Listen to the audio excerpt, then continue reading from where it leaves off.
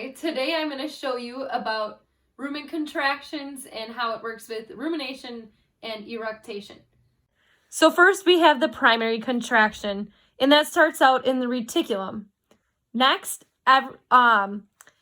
you have the cranial sac contracting and everything is pushed up and comes back down. It goes through the gas cap, comes right back down through the dorsal sac and the caudal pillar, all the way down into the ventral sac and back up to the cranial sac.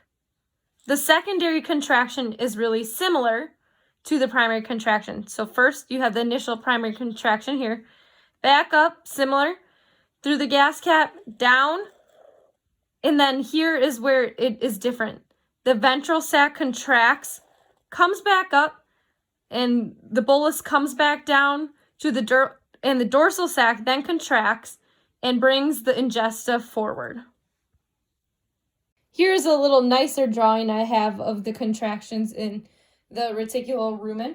And now I'm going to quickly touch on each of the specific contractions. So first off, the primary contraction we know is a biphasic reticular contraction, which consists of contraction of the cranial sac and cranial pillar, contraction of the dorsal sac and ventral sac, along with the cranial pillar relaxing and the ingesta moving forward towards the reticulum. Next, we have the secondary contraction, which is also a biphasic reticular contraction, which is very similar to the primary contraction with the same few steps in the beginning. After the cranial pillar contracts and the ingesta moves up to the dorsal sac, we have contraction of the dorsal sac, and then gas in the dorsal sac is delivered to the cardia for eructation. The ventral sac then contracts and the cranial pillar relaxes and moves the ingesta back towards the cardia.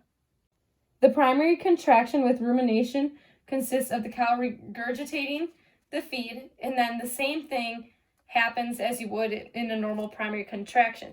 But the secondary contraction with eructation, you first have the primary contraction, and then from the cranial sac, the cranial pillar then relaxes, and contractions continue as normal.